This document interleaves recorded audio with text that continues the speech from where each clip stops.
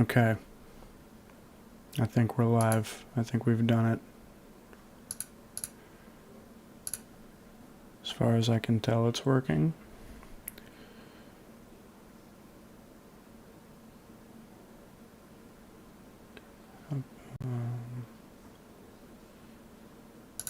Now,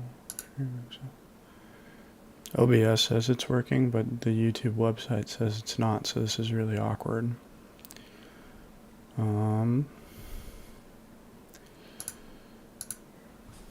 Let's see what we can do.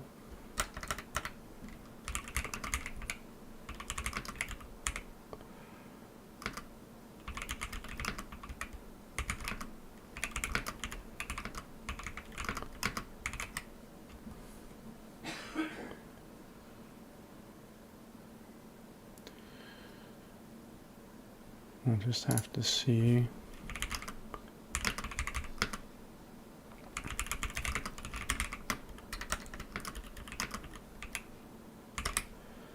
See what else I can get going here.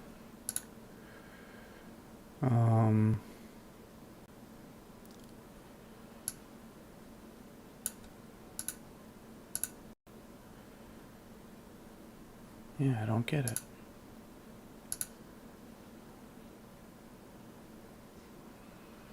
Okay, now it's saying I'm live. I don't want to watch myself, though.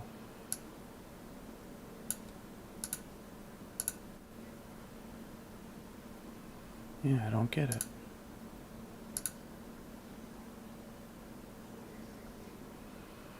Okay, now it's saying I'm live.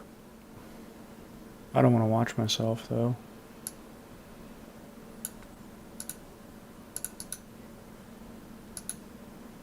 Yeah, I don't get it. Even more awkward is there's a lot of latency. And I don't know how to fix that either. Because it doesn't feel incredibly live if I'm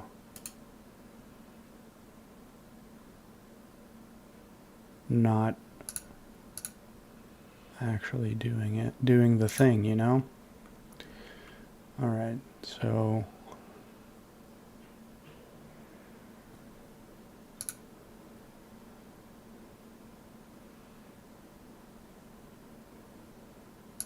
we've already done the go live thing.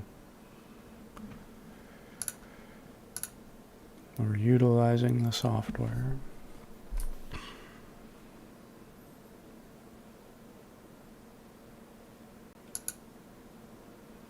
Pop out chat.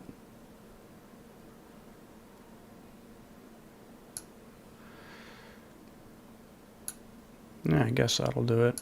Alright, well, either way, I know it's working to some degree. And I think what we're gonna do is just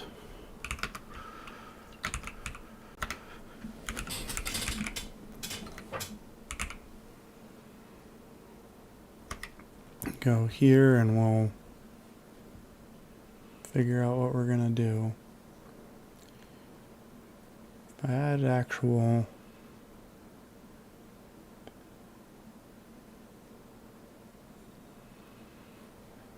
probably be a lot easier if I had someone to talk to, but that's okay.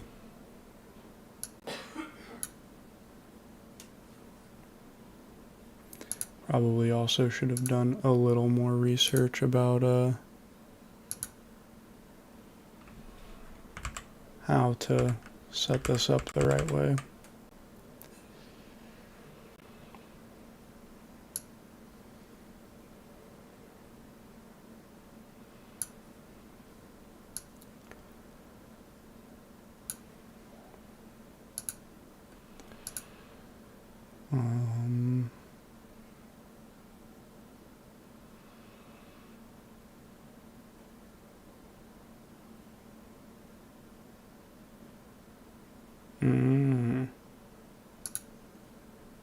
That's why.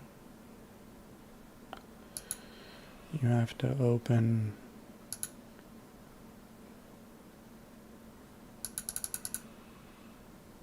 YouTube first, and then it will work with OBS, allegedly.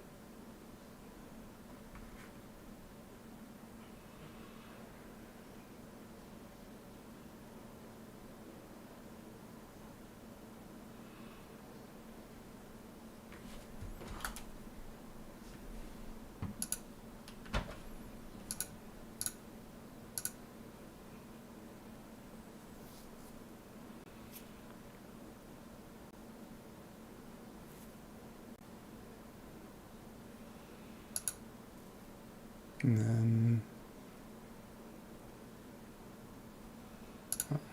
talks.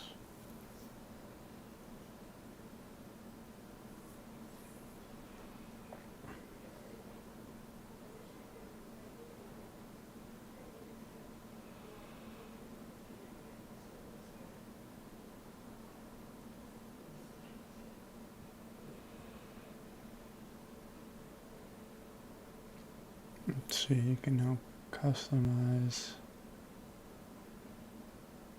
drag and resize the chat window within OBS. No one's chatting though, as far as I can tell. So how would we know?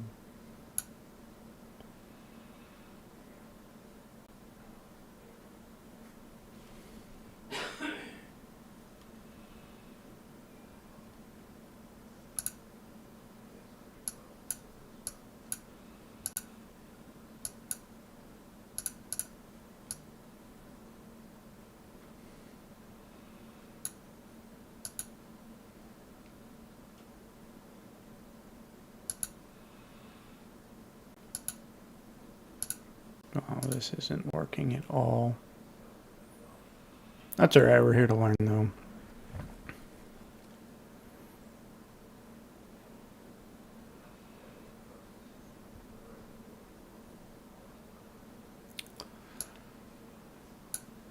So basically all I'm trying to do is just find a way to make sure it's actually going to YouTube somewhere without looking at myself in the channel.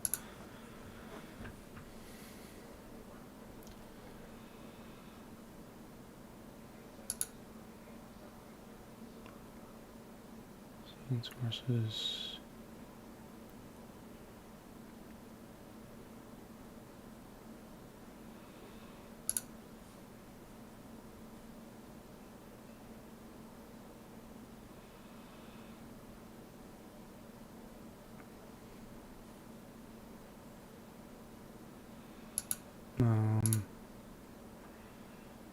Nope, that's not helpful. Also not helpful. No one's actually watching, so no one will chat me to help me. That's fine, that's what the AI is for.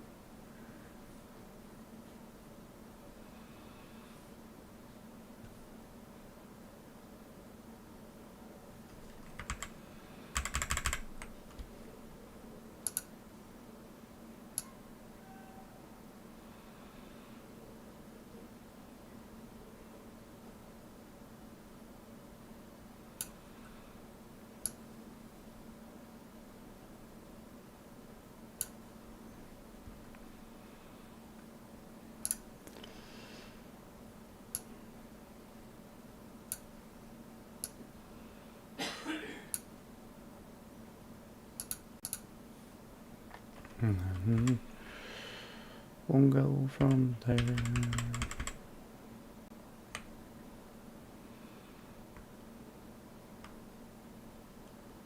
Just exit those.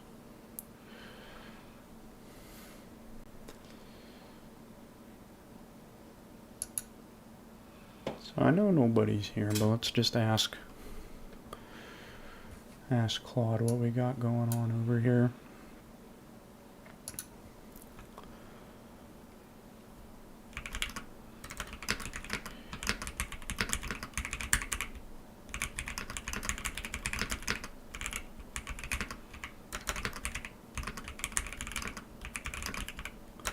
How can I tell if everything's working on YouTube's end without just looking at my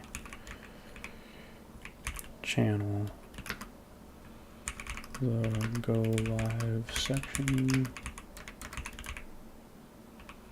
isn't showing anything.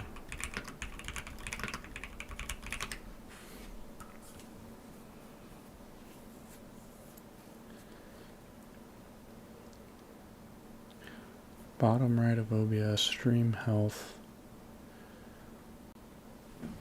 It is green, I believe. Then go to YouTube live streaming or manage.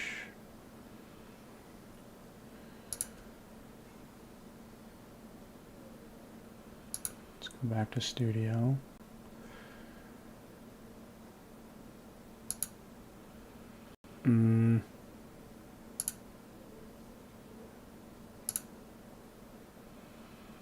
Yeah, see, we're there.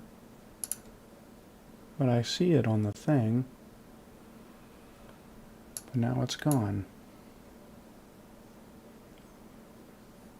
I need a wizard in the chat to help me.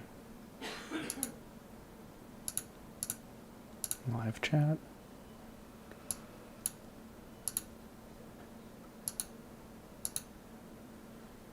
What is this?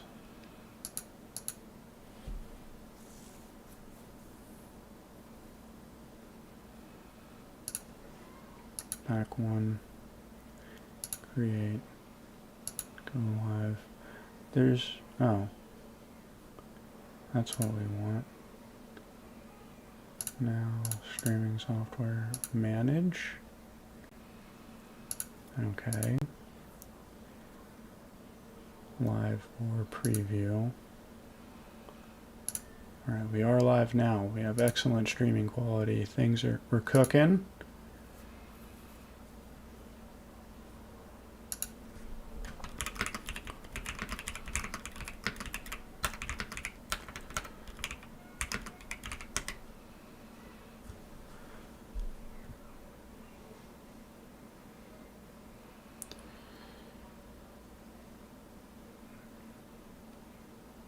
Okay. So now we know it's actually here. Is this going to make me...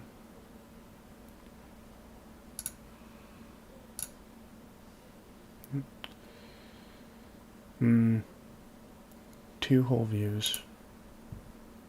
I think maybe I'm just in scrolling heck. But that's okay. We'll be... let's do a warm-up project, huh? We're gonna be... We're talking to Claude off on the side. Got it set up over to be my little engineering mentor here. Let's see, let's do... We've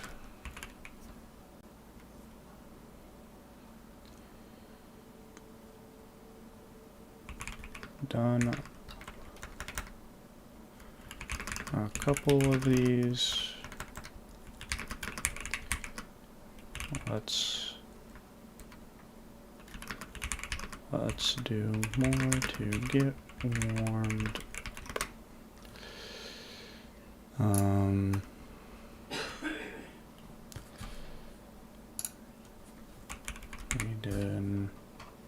We built a click counter and a tip calculator.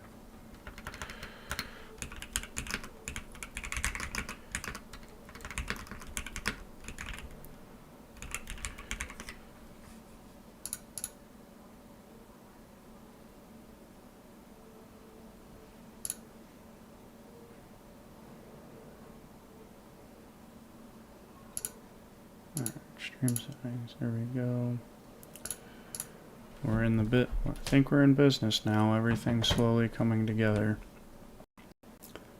Okay.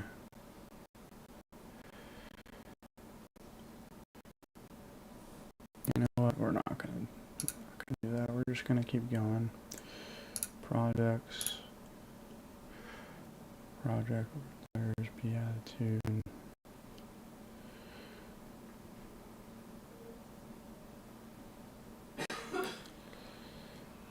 I think what we really want to do is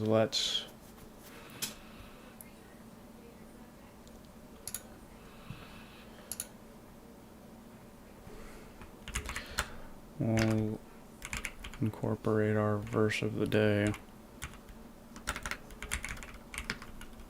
I just realized though that all lives in my Windows side, which is lame.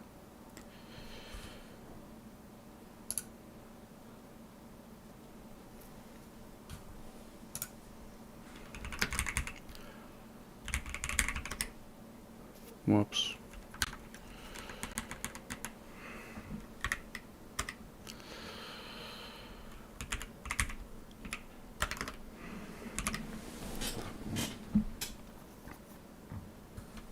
Okay. So what we have so far, hello, is we have I believe we successfully seeded, but we can go ahead and get the actual app starting to work here.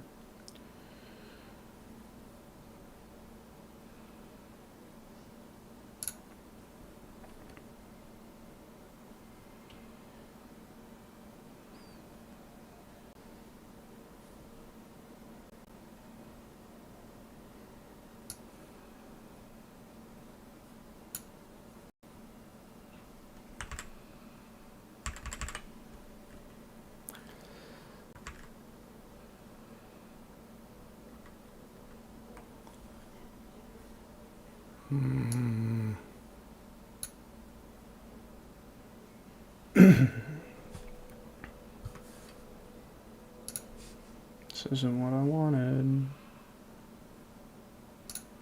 Projects, more than one.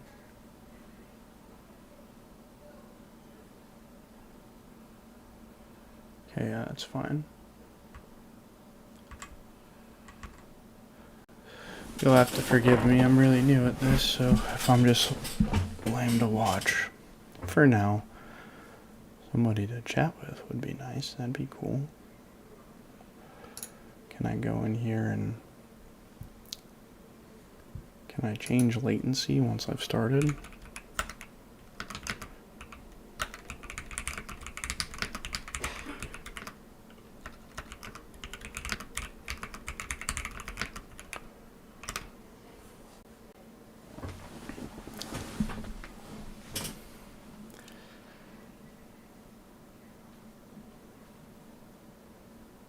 Okay, well that's fine.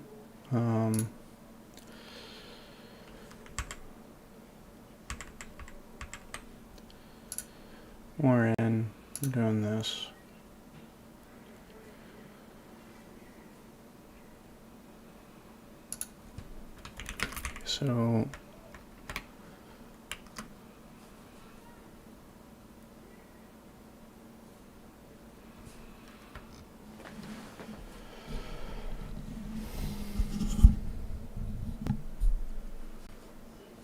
So we're going. I think what we're ready to do is if we just want to try,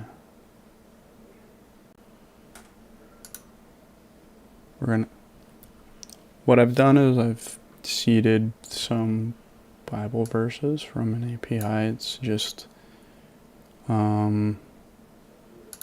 if we node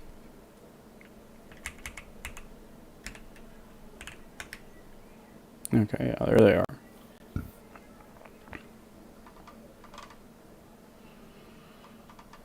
You have an empty database.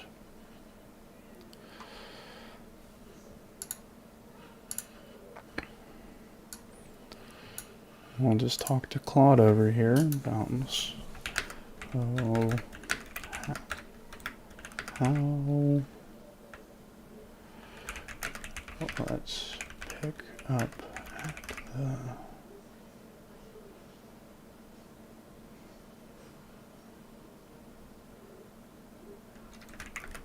the loop.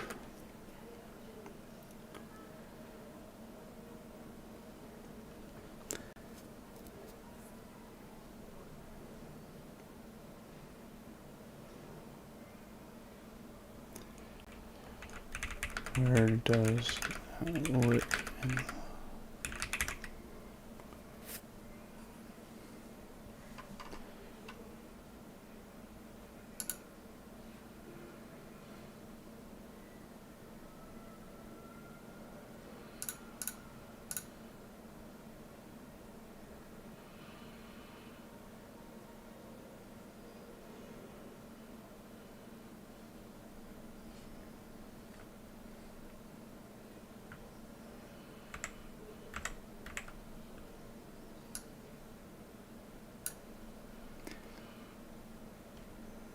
So if we're going to use this, we've fetched it. It looks like JSON type data, and we're just going to move it into a database. So we've done our fetch call, and now we need to take each thing. It needs to be filtered. Can be run before the filtering happens. Insert loop. Alright, so we've done that.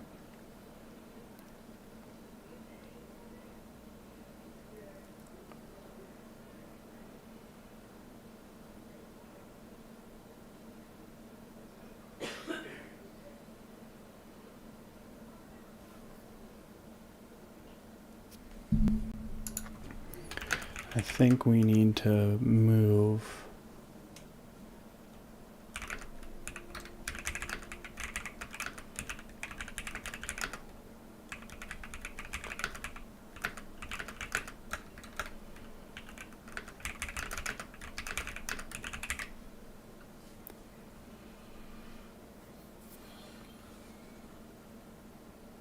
we're just going to do this.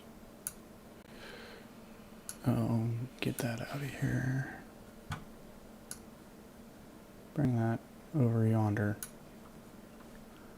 And this will go here, because now that I'm in there, you don't actually need the terminal.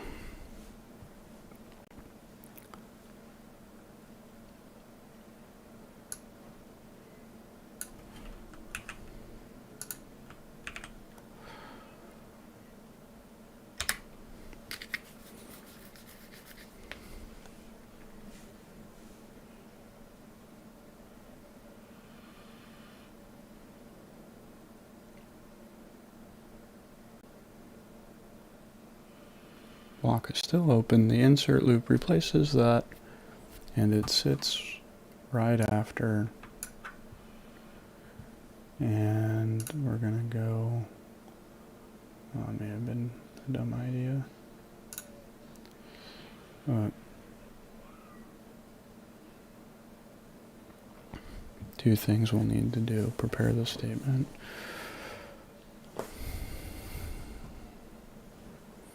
So we've already made the database.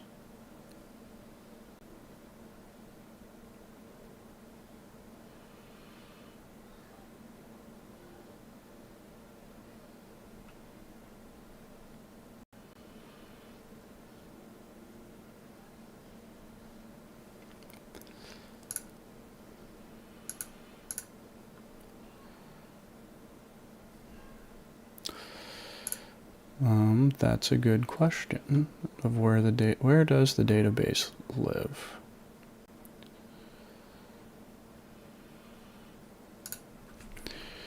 So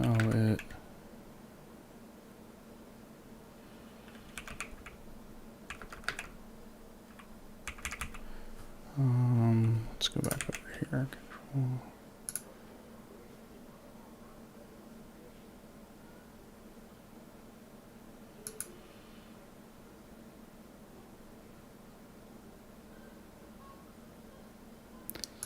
We didn't, yeah, server.js.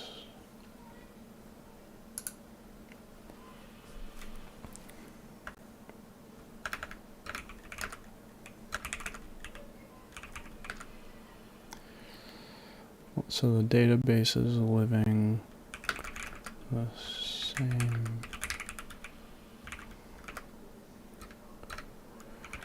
It was initially created in the server,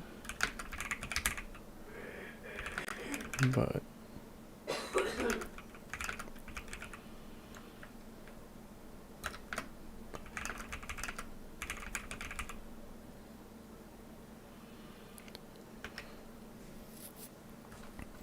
okay.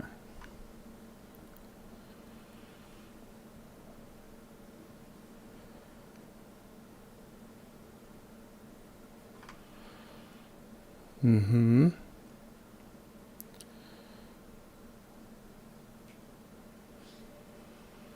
Check the top.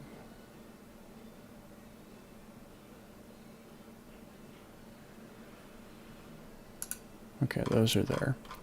All right, so now we need to loop over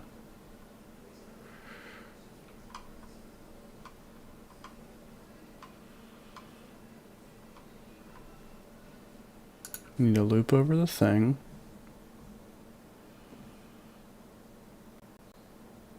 Still no one wants to talk to me, but that's okay.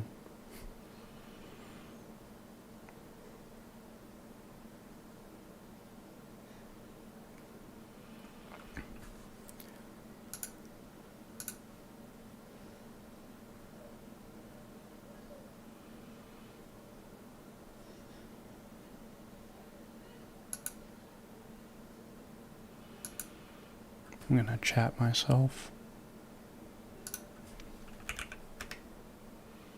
Yep, there it is. We're gonna do the better SQLite side.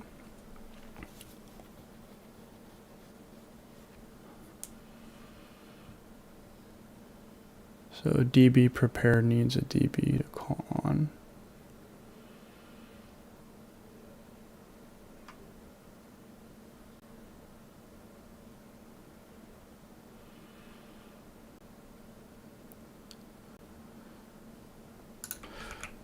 Those calls are there. Let's just give Claude the whole thing so it's not wandering.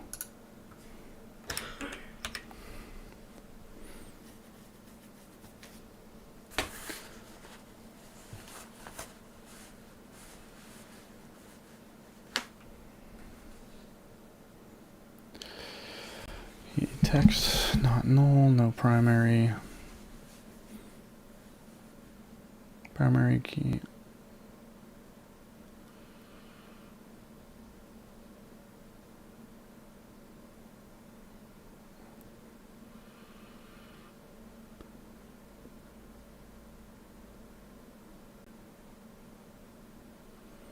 Oh, yeah, I guess it's not there.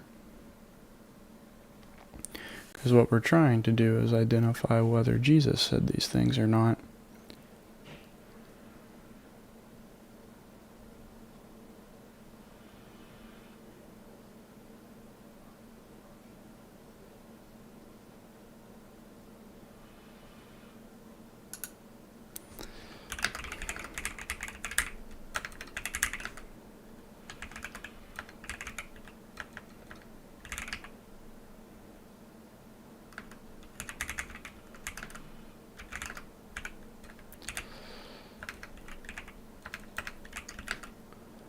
So if I don't remember what we've done, we'll create it. And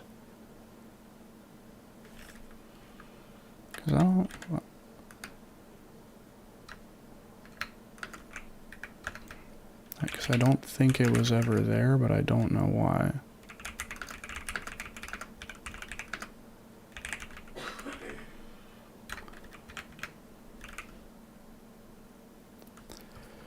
And that should just look like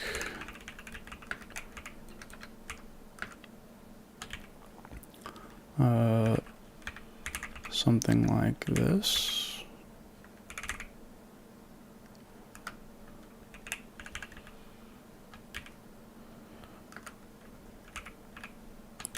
I don't actually know SQLite at all.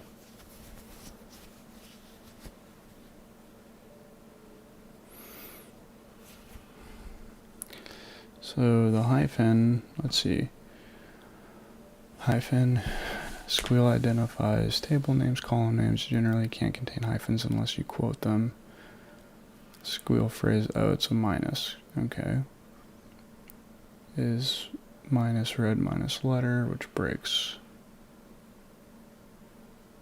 underscores. Okay, we can do that. Squeal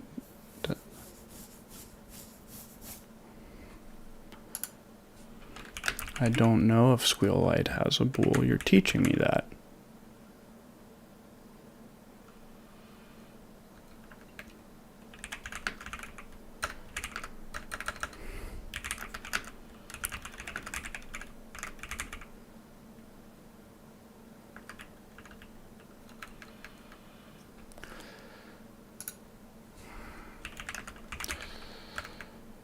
Does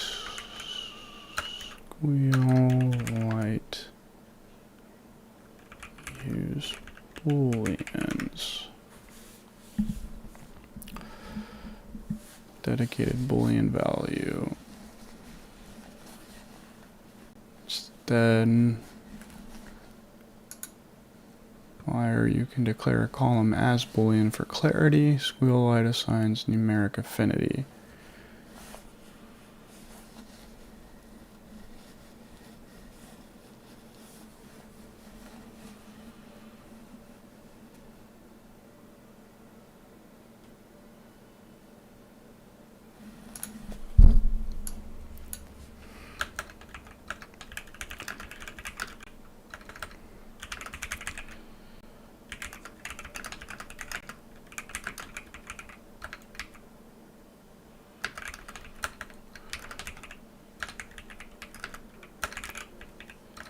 Alright, so if I can use true or false, how do we make that work? Right. Stores everything as one of 5 types. Null, integer, real, text, or blob. Booleans get represented as integers. So you write keywords, silently convert them. Use them when inserting values. But that's about the value, not the column type in your create table. What would I declare the column type as? Is that what this was talking about?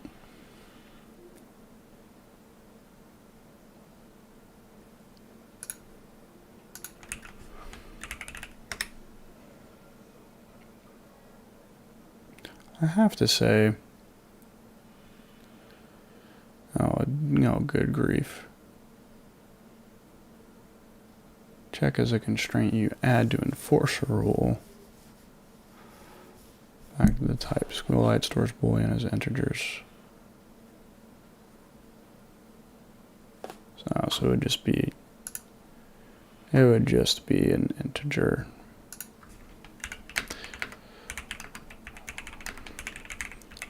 I have to say, ever since Sonnet 5 came out, Claude's been a lot slower. I spelled integer wrong. Embarrassing. Yeah, we're just gonna do that right there. Boom. We need a comma. That won't look good. Drop that. Where does it belong in the column list? Oh.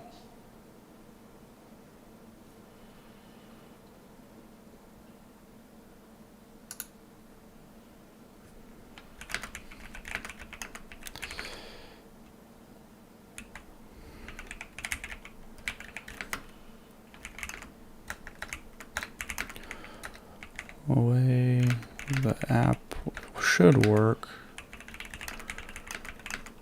is that we have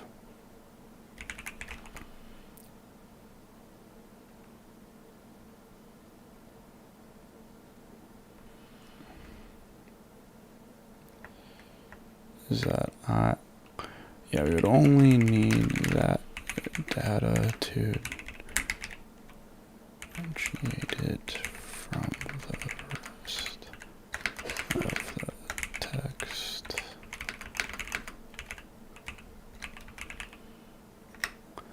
Okay.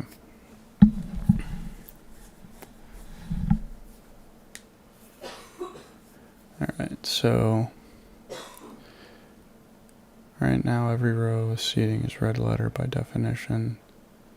This red letter will be a 1.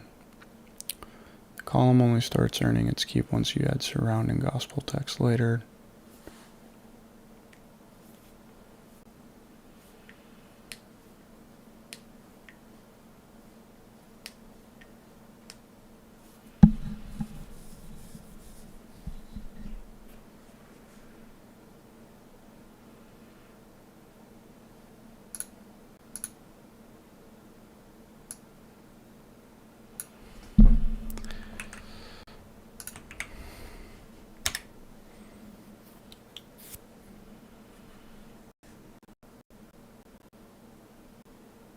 Alright, the loop is leftover issue. ID text not null with no primary key. Oh. You know what? That was in there before. And I don't know why it's gone.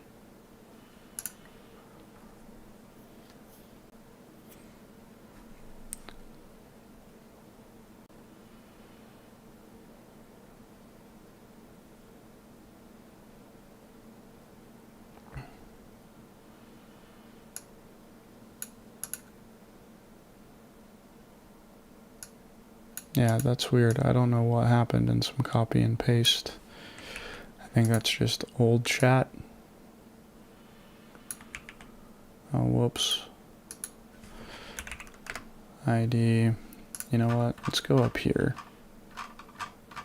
Let's see what I told it. This looks terrible.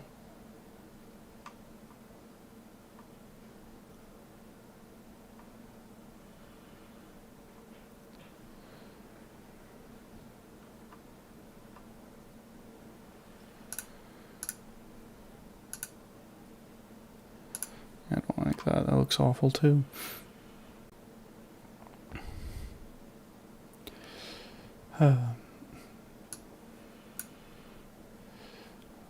We've gotten more views. Someone's actually hanging out with us a little bit, but no one wants to say hi. So now we just need to see what it's gonna teach us there. So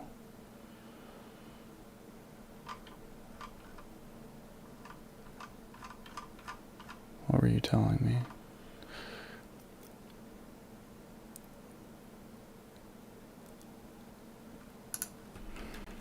I switched it back. Let's spell it right. I think we'll also find in this stream whether or not I'll actually need a pro subscription. So I can see the current ID line, then write the ins. Alright.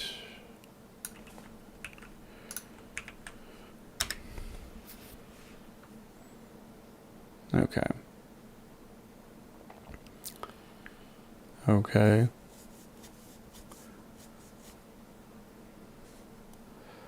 Now let's recall the pattern from the last session. Okay. What's the insert run? Notice ID isn't in that insert statement. Well, it's because that's going to auto increment.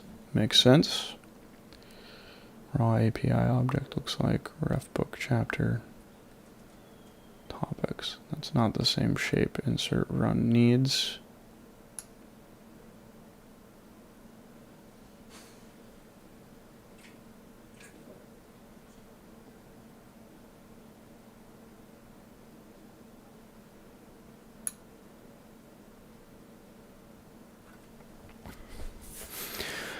So so does that need to be null? Context parallels tags means two things. Transform the shape, then run the insert.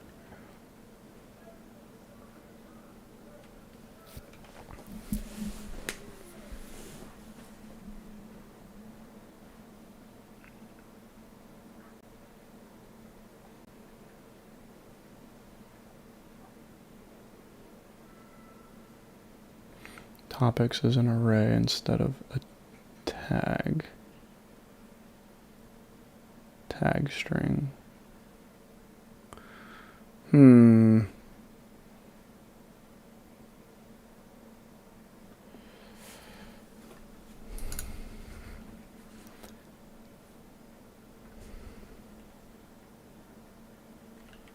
I make it a tag? Eventually I would maybe want it to be an array.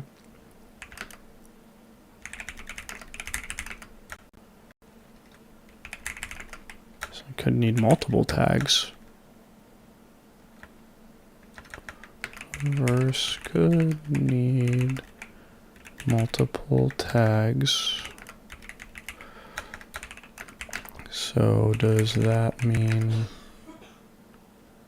it should be an array and not a string? Does SQLite do strings? Arrays, that's what we should ask. Now I have a native array. Instead, arrays are typically stored as JSON text or serialized strings within standard columns.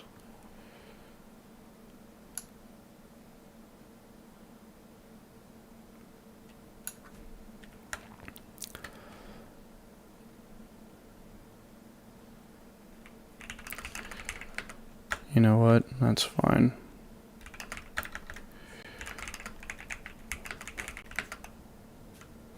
You know what? Let's just work on writing the function. So const insert db prepare. Let's do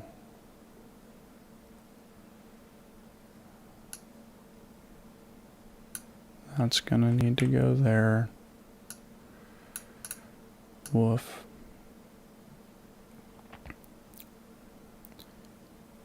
Context parallels tags. Instead of tags, it's gonna be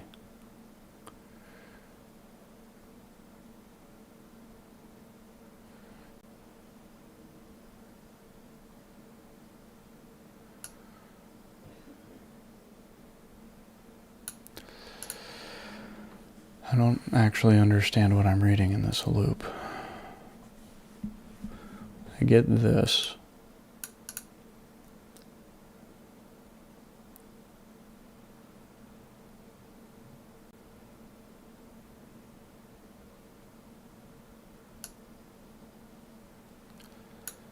Here's one.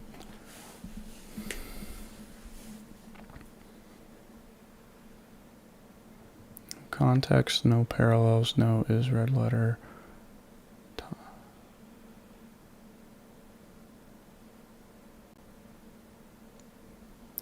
So the loop needs to do two things. It needs to transform the shape, then run the insert.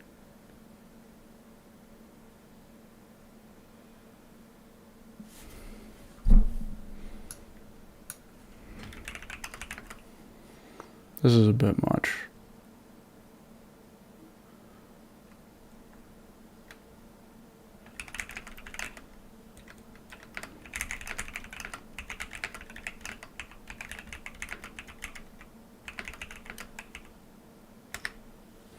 Let's break it down smaller and see what we actually get out of it.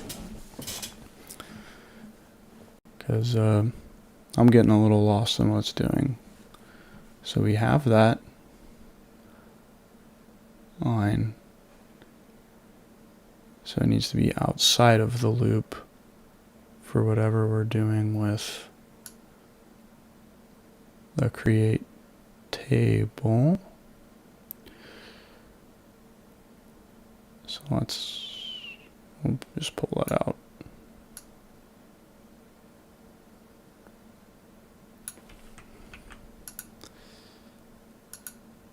Let's Wait, what did I just do?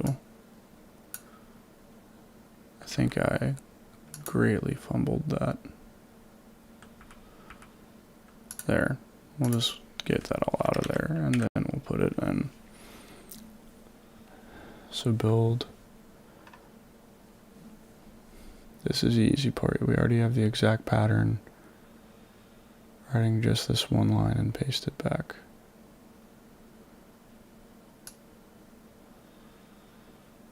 I mean, that's actually just copying and pasting what you gave me.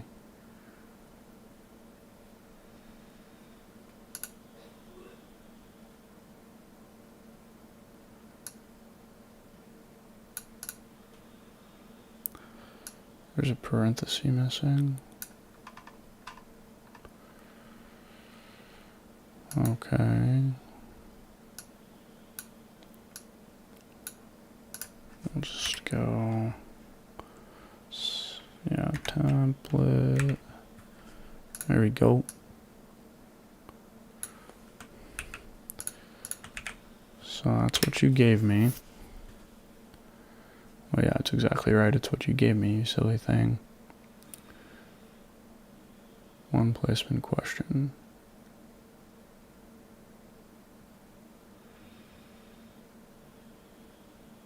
Or could it live outside the... Oh, so could it live outside the function?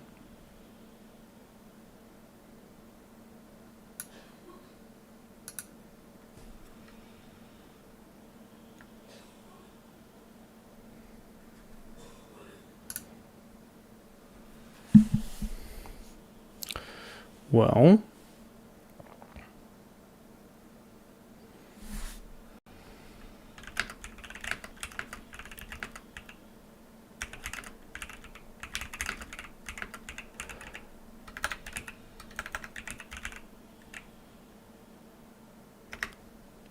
yeah, I think it doesn't need to live in the function at all. So the insert is only... Okay, has nothing to do with... which is already available at the top of the file, has nothing to do. Or the fetch result. Right after the db exec call.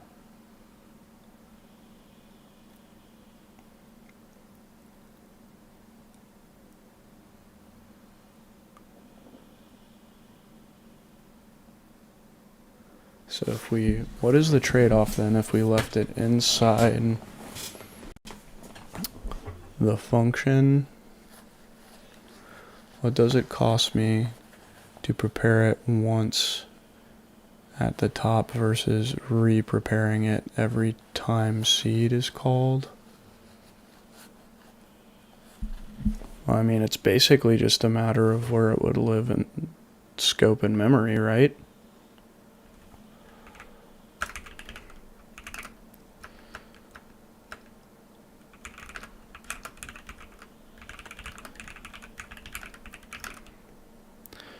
Because that's all the global scope would do.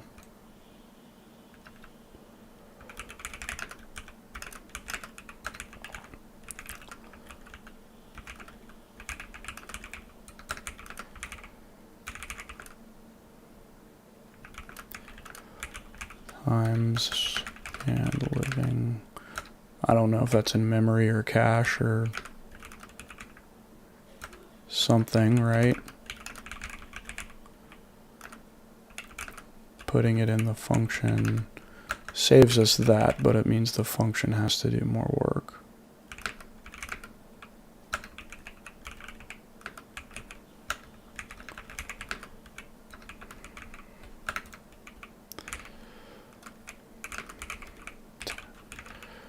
Right, because technically your function has to do more work to do that every single time. But at this size, it's probably not that big of a deal.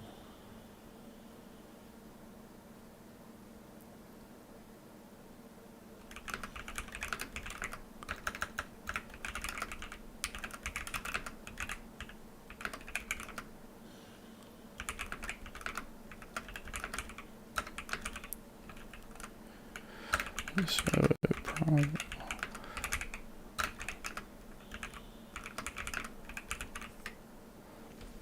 has been one of the nice things with this AI mentor thing, is that it asks me questions.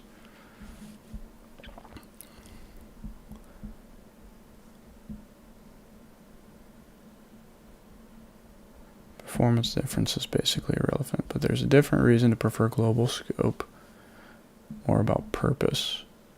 It might do more than just seed the sermon on the mountain. If you ever add a second seeding function, both functions could reuse the same. Oh, that's fair. Yeah. See? We'll just put it there. Our nice little live after the DB exec. That one. So it keeps being weird about it. And go from there.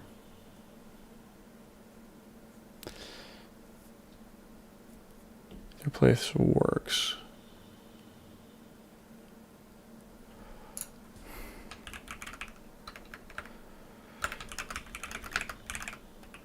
And global.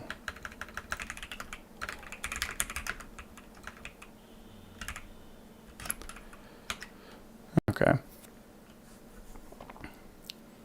That's the clean spot.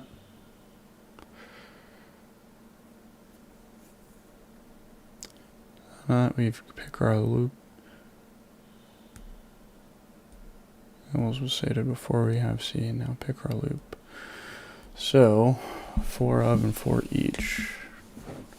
What's the difference?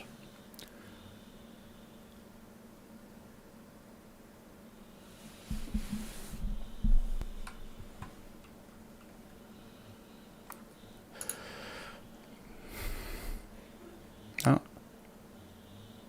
What is the difference?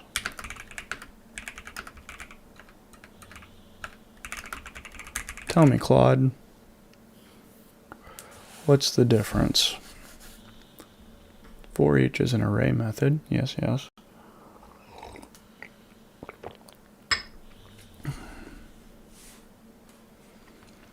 Downside is you can't use break or continue to skip it or stop it early.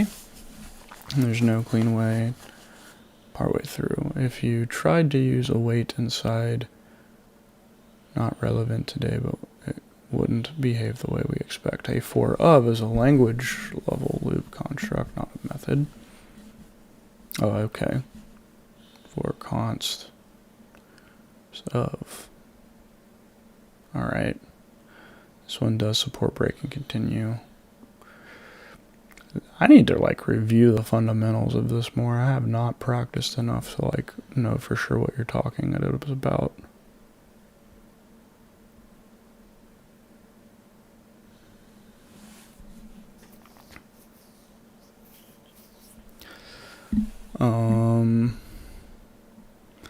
Which one would I like to pick based on what I know? The problem is I don't know enough.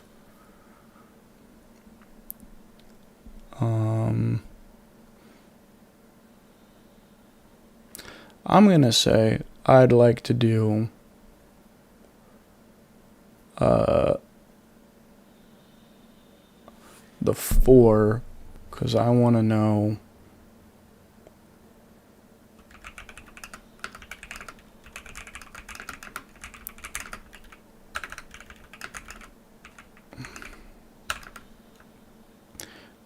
which one makes me be more involved at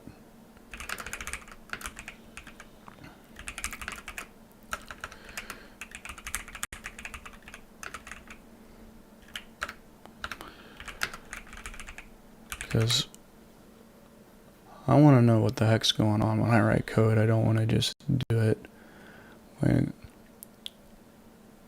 yeah, I figured it'd be the for of, and it's better. For each hides the iteration mechanics from you. You hand it a callback and it just runs for each element. Somewhere under the hood, you never see the counter. Okay. Yeah, let's practice the control flow. I'm sure for a seasoned person, this would make way more sense than just, doing the array method. But I'd kind of like to know how to do it for myself.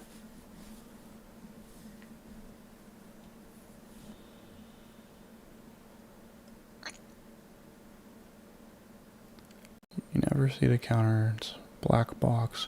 Yeah, no black boxes. I want to learn computers and coding so that I don't have a mystery machine sitting in front of me. So generalizes the same syntax works over arrays. That's map strings.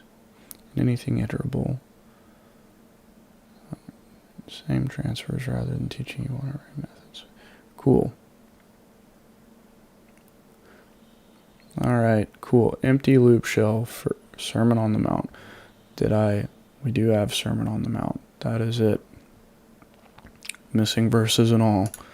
Because our initial data pull had missing verses in it. But whatever. Okay, so hello.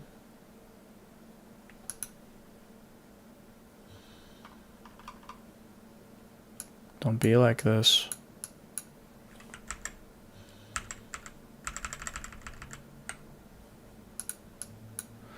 Oh no. Is everything crashing? I think things are crashing.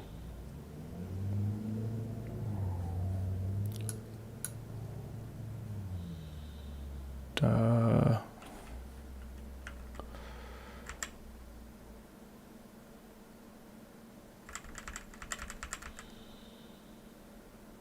Why isn't it letting me do anything? The stream's still going. I still have good stream health. We're doing okay. Man, I've been streaming for a long time and got a lot of nothing done except straight confusion. Oh, goodbye code. Okay, we'll just run that back.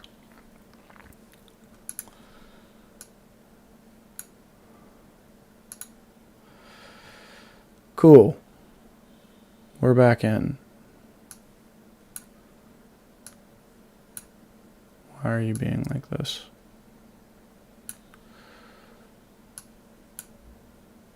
Okay, I guess it's just gonna be like that. Okay, so we're gonna want... We'll leave that there, just in case. Oop, why don't you like that? Oh, it's because you live there. Okay, so we're gonna want to do for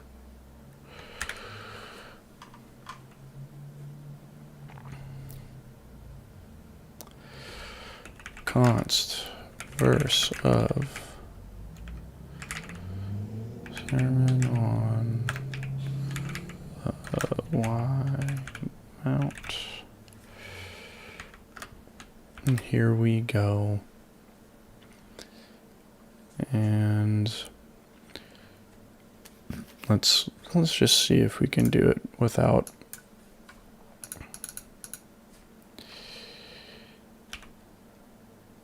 iterating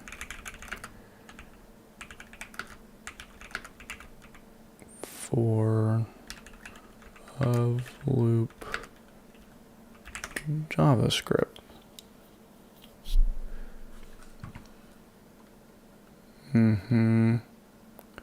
Oh, iterate over arrays or iterable objects.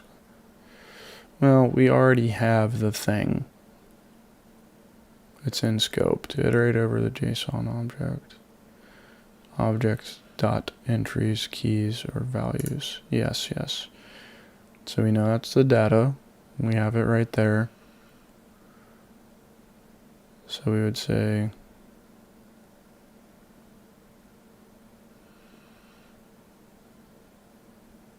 const key, comma, value of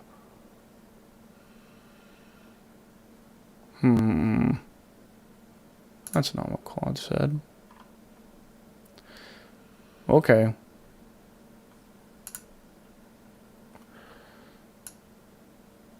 That is the empty loop. Show me what you want and tell me why the rest of the internet is giving me something different. Oh, const item of JSON array. See, there we go. Console.log item dot.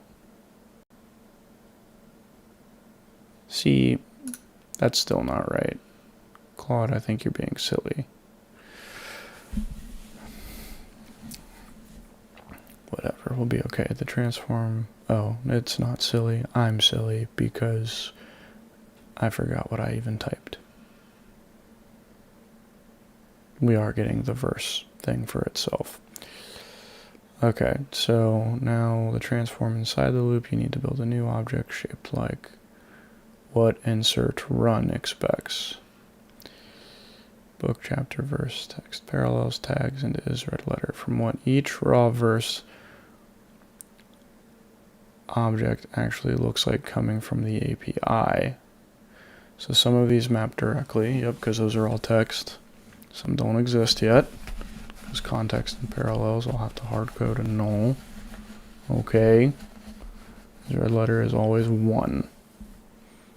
And 1 needs an actual, topics, the array needs to become a comma separated string.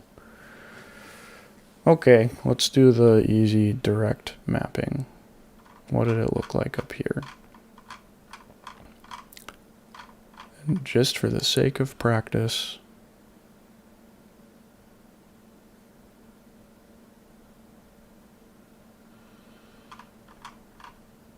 okay, we'll just copy this real quick, because I just want to have it down at the bottom to look at.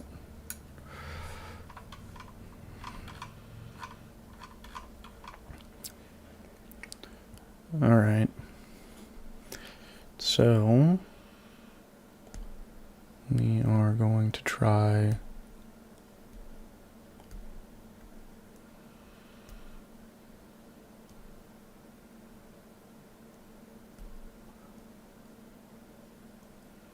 just easy direct mapping. All right, constant insert data object using hook inside the loop. And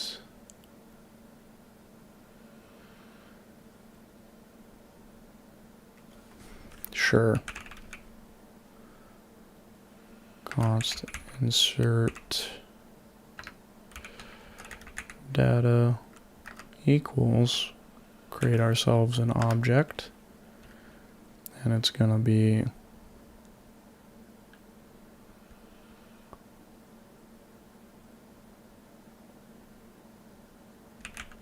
book, and then I think what we're gonna want is we're gonna want to say verse. What do we got? Yeah, verse dot book, right? That's how we want to do that, and then you'll separate it, and it'll be chapter colon verse dot chapter. And then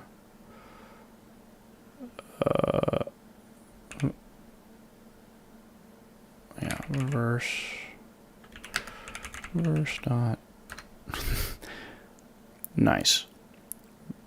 The verse will be verse dot verse. This is fine. Nothing confusing here. Then we'll just keep it going. Text. Is that how it reads? Yeah, text.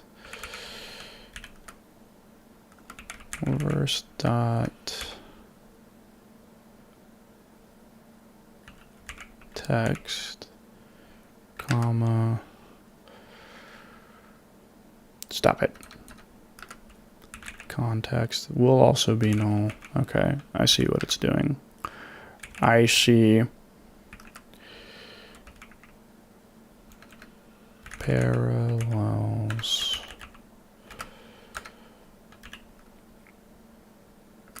No. And tags we'll leave as the empty string. That's probably gonna have to, can that be a template literal? I don't know. I don't know enough about how SQLite works. And then is red letter, and they're all going to be 1. Cool, so we've done the thing. That's our variable. What do we think, Claude? Okay, very close, nearly everything's right. 2 small things. Typo, enter data versus insert data. That'll get you every time, you know, spelling the wrong thing. Then, yeah, let's just see. Naming slip, cool. Tags is a placeholder, which is reasonable. Stand-in. But one thing worth noting, verse equals verse that verse. Does that work the way you expect? Think about what it refers to on the left side. And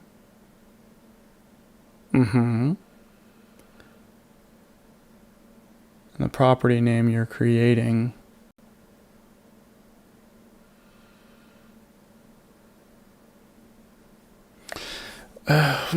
It's text. Text equals verse dot verse. No, it does not. So should it be verse number?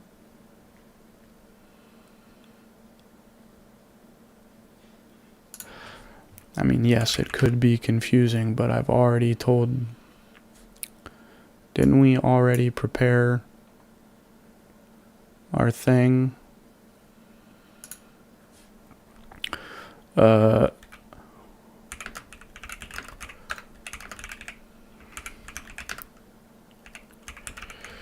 Could be confusing, Claude, because we want the verse number. But yeah,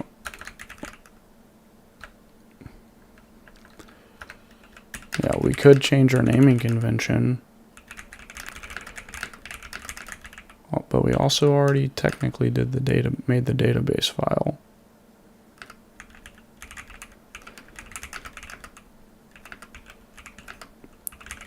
Does that matter, or will it just override it?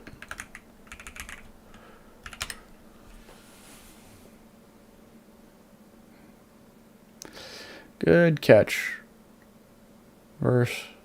Two different verses doing 2 different jobs. Neither one touches your database schema. The left-hand verse is the property name of your JS object. Yep. This is what becomes the verse parameter. Right-hand verse. After verse is your loop variable. Yep. A whole new raw API object, like ref book chapter first. Dot verse is accessing the property called verse, and that is the actual verse number. So verse property in my new object equals the verse property off the loop. It's not touching the database at all. The DB column is actually locked in as verse, integer, not null. Okay, so that doesn't change based on what we do in the JavaScript. So no, it doesn't matter, but given that, do I want to rename? All right, let's reread that from the beginning. So the left-hand verse is what?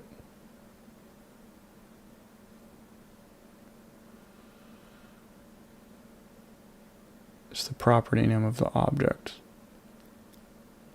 This is what becomes the verse parameter. The right-hand verse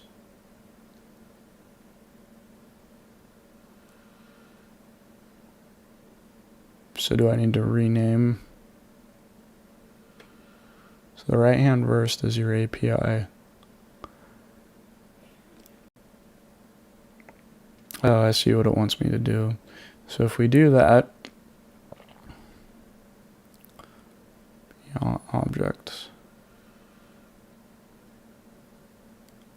So that verse is the whole thing. So we pulled this whole little chunk of data here, and that's what this verse on the right is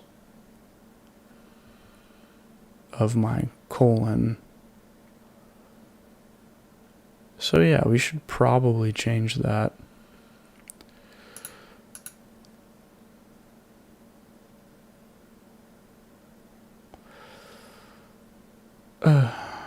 Yeah, that's fine. And for someone who's a wizard at using VS Code, I know there is a faster way to fix these. But I don't know what it is. So we're doing it by hand.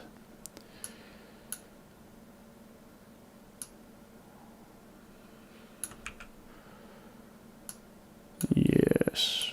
Like so.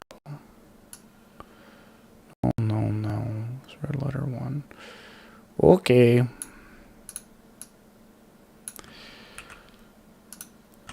Let's try that. No more ambiguity. Typos fixed. Yeah. Let's tackle the tags thing because we need to turn a list into a comma-separated string. So now we've got that. Something like forgiveness.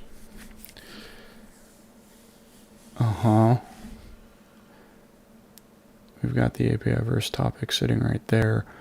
What array method do you know of that turns an array into a single string?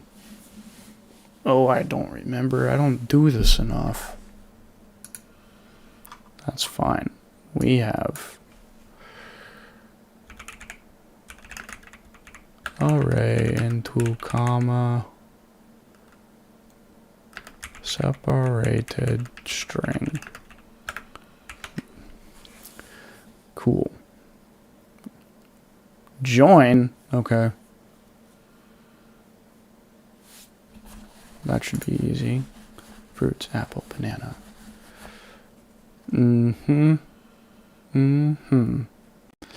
So if can you take a second argument? Yeah, comma space. All right, that should be easy. Let's talk about join.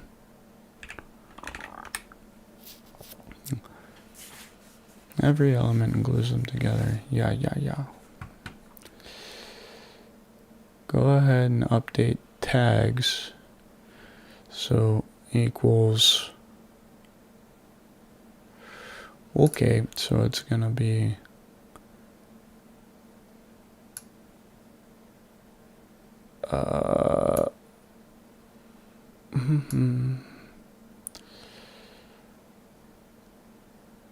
tags will equal, oh, come on.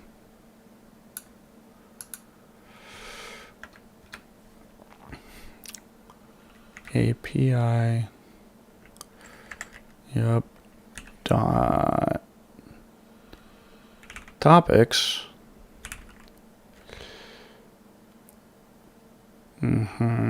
dot join, and then we'll do the old comma space right there, and we'll ask, did we do it? Did we do it, Claude? Sleuthing, that's correct.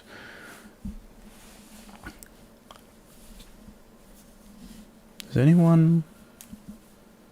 We've had a whopping 15 views at some point with a maximum of 2 concurrent viewers.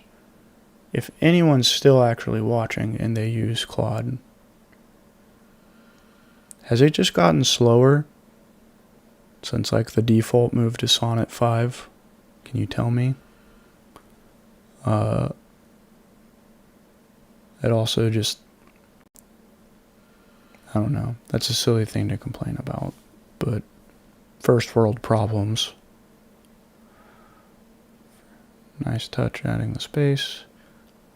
Actually run the insert. Okay. So we've got the insert. How do we use the insert statement I prepared earlier along with that object? So it'd be insert.run.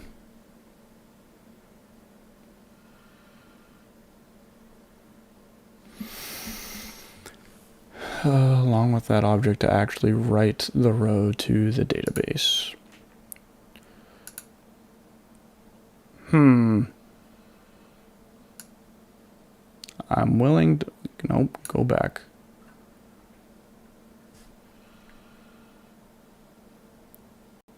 I'm willing to bet it's insert dot run, and it's just a simple insert data.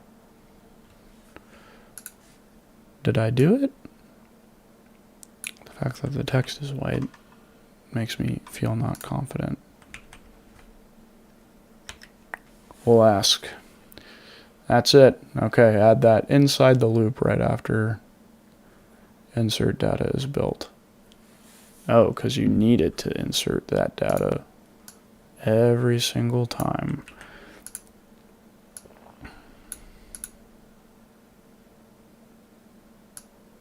Let's just, there we go, entrevu. Boom. Now we can get rid of all that stuff. Control S. For a one-time, okay. Right now your loop has no error handling. If one verse is malformed, missing a field, wrong type, could throw and would hold, insert run could throw, and that would halt the entire loop midway, meaning some verses get inserted and others don't, silently, unless you're watching the terminal. For a one-time seed script, that's an acceptable risk. Is that, or do you want to guard against it? Oh boy.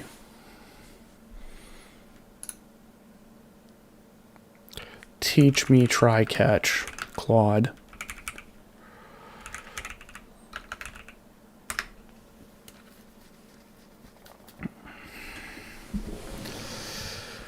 Okay. Alright, so try catch in JavaScript. Attempt, yep, run the other. Attempt this, if not, if it fails, run the other. Here's what actually happens. JavaScript runs everything inside the try line by line as it failed. Execution immediately jumps out of the try block, skips whatever was left, and lands in catch. The error variable there holds the actual object so you can inspect what went wrong, and the error message is usually the readable part. Critically, code after the catch block keeps running. The program doesn't crash, and that's the whole point. It contains the failure instead of letting it kill the whole script applied to your loop. This is what it would look like. Why? Notice what's inside the try.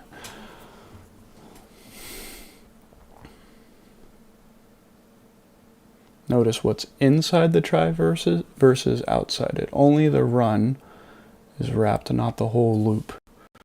Why do you think it matters where the boundary of the block is?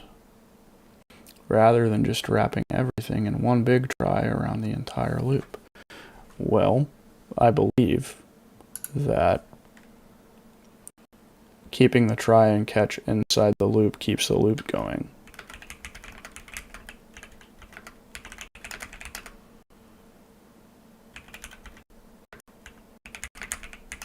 Does it keep the loop going and skip over the bad verse? I believe that would it. That's what I think.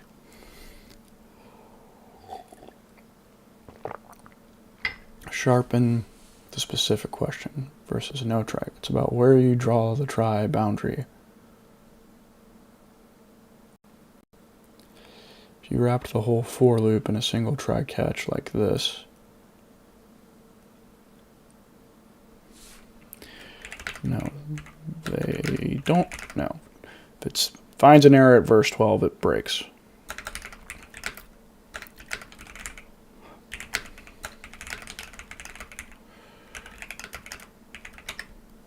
Yeah. I'm smarter than you think, Claude. Try around the whole loop means one bad first kills the whole thing. Yeah, so go ahead and add the try catch. Oh boy.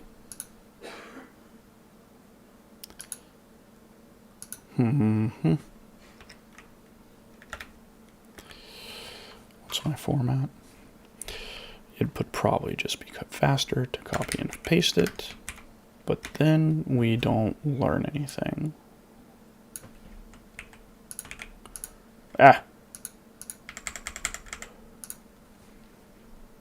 Try.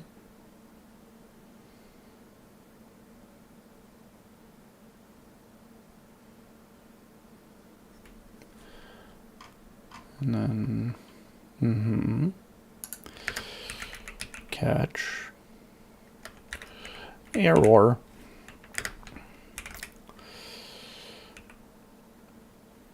API verse.ref. Error. Oh, okay. I like that because it's got the whole reference. It doesn't just tell me which thing. I'll take that. Console.log.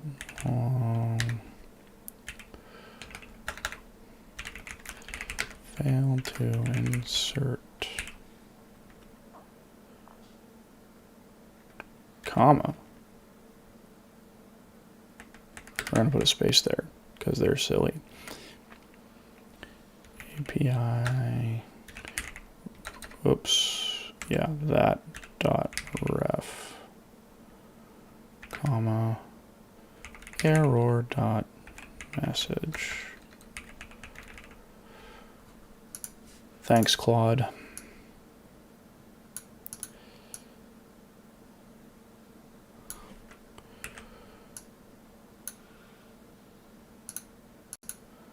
You know what? You take a look at that whole function again. Ooh, that gave me a lot of extra stuff. Before we do, one gut check. The script has now run once before in earlier testing exploration. Oh, has it? Just the very first time insert run will actually execute against the red letters database. That matters because your table has no unique constraint. And if I run seed twice, it gets duplicate rows for the same thing rather than an error telling you it already exists. We have not run it before.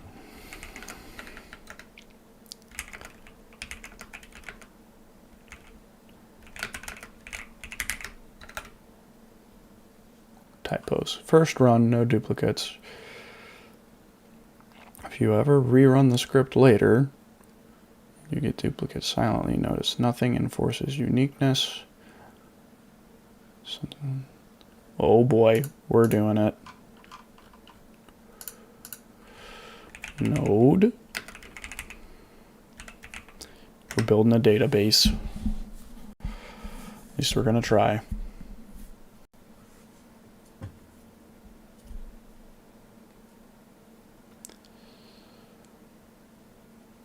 Okay, it did the thing. Code squeal light error. You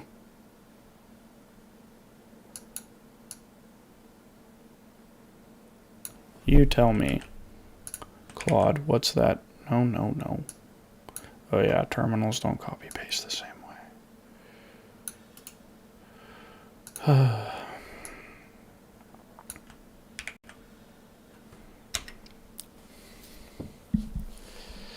Reckoning. It's just the bottom of the stack trace. The actual error message is cut off above it. Squeal light errors always include specific message describing what went wrong. Bad column name, syntax error. Scroll up in your terminal and paste the full error. Oh no.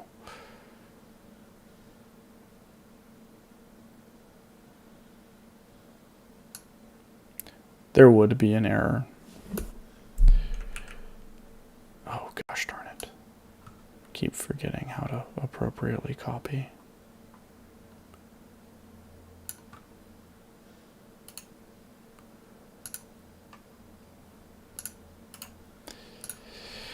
Bink. All right, we diagnosed a schema mismatch. Here's telling you something important. Table verse has no column named is red lettered.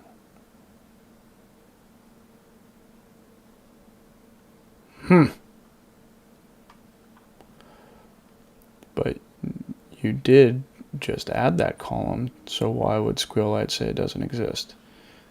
So if we think about what create table if not exists, oh. So because we already had the database file, it didn't create a new table. It skipped it because it already existed.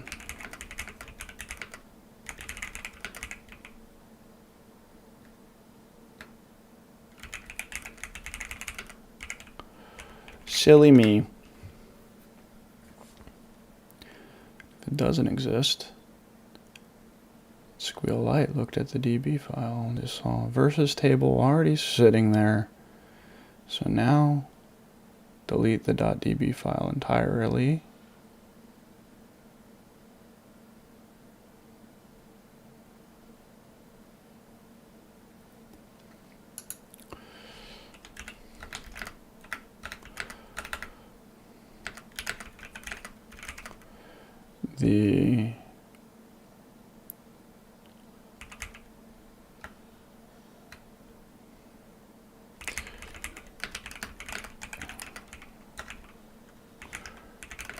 I mean, it's the most straightforward in this case.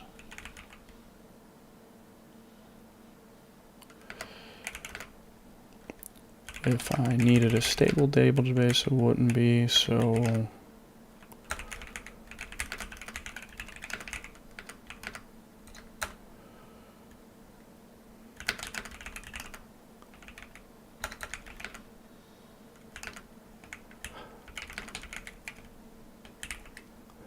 Yeah.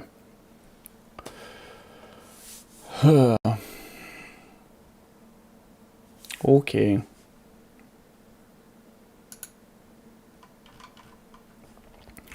RM.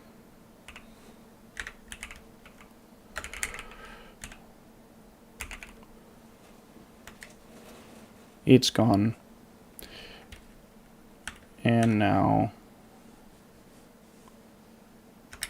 fresh table.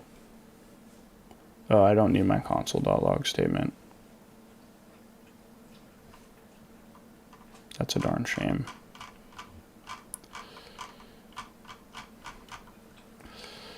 That's a darn shame. Because now I have to go all the way to the top. Would the console have logged anything else if it just executed correctly? Nope.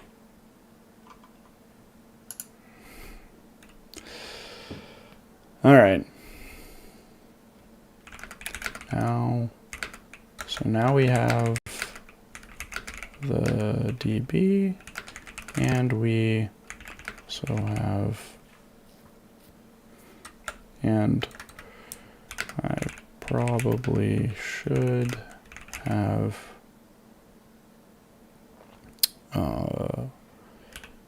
ignored my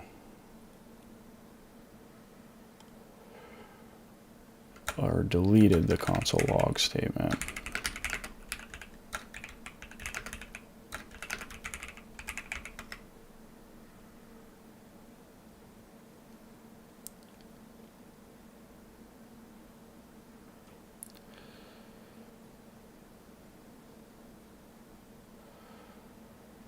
Did anything print to the catch? Nothing printed to catch.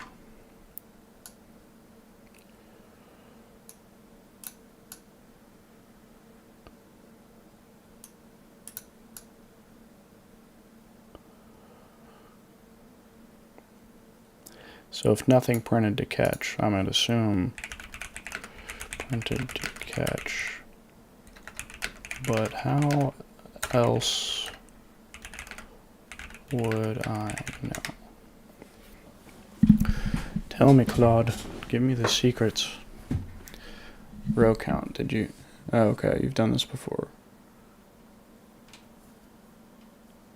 No, we didn't do that. Or maybe I did, and it was just been way too long. You need to go check the database itself.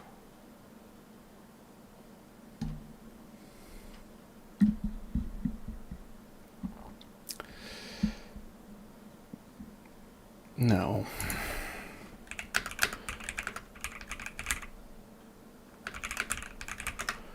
Okay, it's fine. No, I don't remember the command.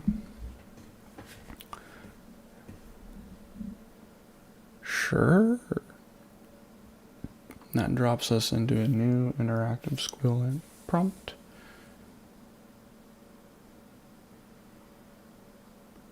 Could run some.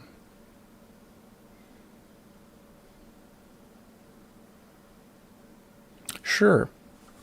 Let's do those.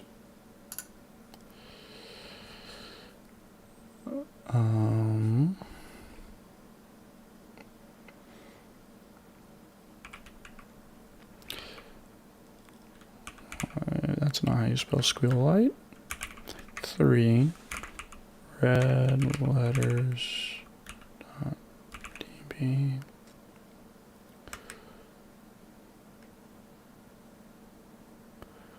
Okay, now we're in there.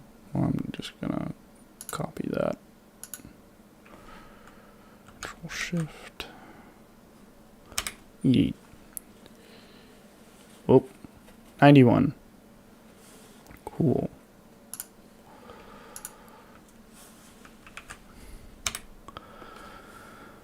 Okay. Oh, look. It is, in fact, a comma-separated list, too.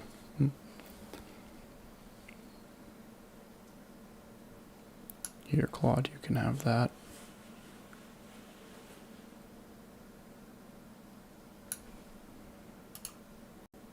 For you. For you, Claude. You get to read that. Alright. It's a genuinely good result. Look at the shape of the data. Context and parallels are empty. We hard-coded those to null. It is tags is populated where the API had kingdom money. Do where it didn't. Okay.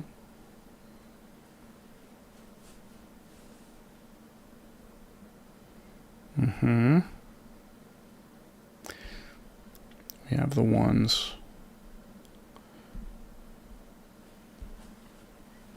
Okay, so now we just type quit, and we're out of here. Alright, given where we are, phase 1.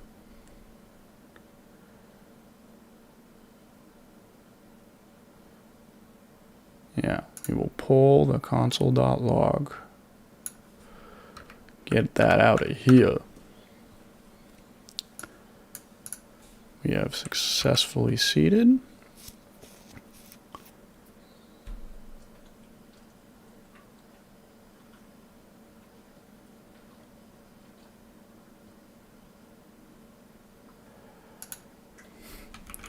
That's a gap for a later time, Claude. We're going to call it a night.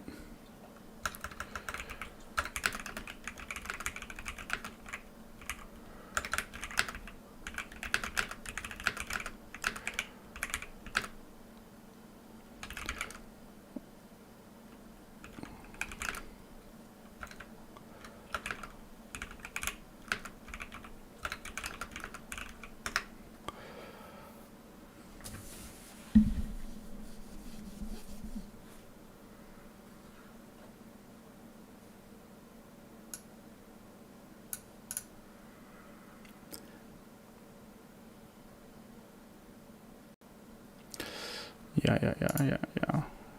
Thought we hit quit. Was it the wrong command? Oh, .quit. Yeah, you know what? What? Okay, Control C. Oh no. We're about to.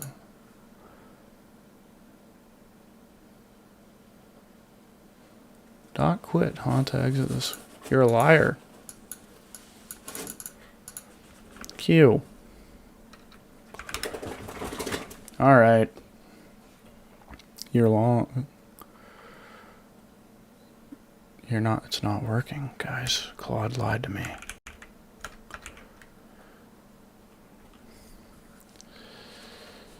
Clear. Oh, no, clear. When in doubt, do we just open another terminal? Because this is pretty bad.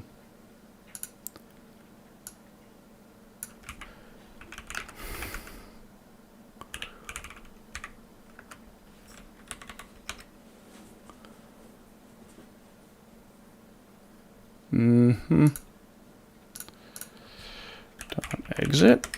None of them are working.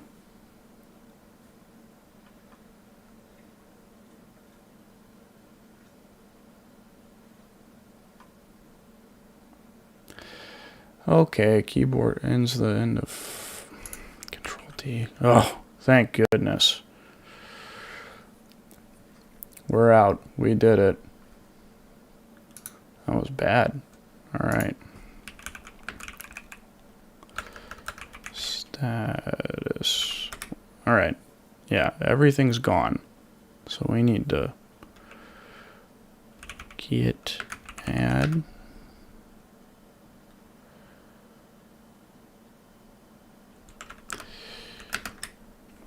And git commit tag. And what do we say?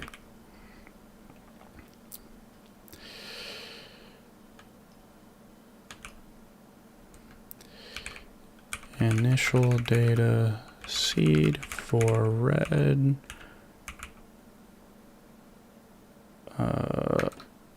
Set up and data seed for red letters dot db. Boom, we've done it.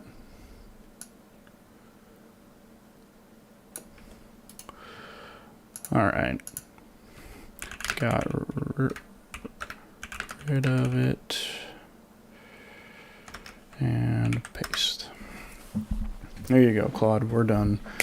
All right, well, if anybody here actually joined the stream, I appreciate you just tuning in. I'm wrapping everything up right now. It was pretty painful getting everything started, so if you want to, scratch your own eyes out, you can watch me fumble through getting the stream set up in the beginning. Yeah, this was kind of fun. Hopefully, we keep going and a couple other people to talk to show up. Maybe there is chat and I just missed it somehow, but oh well. Yeah, we'll go ahead and call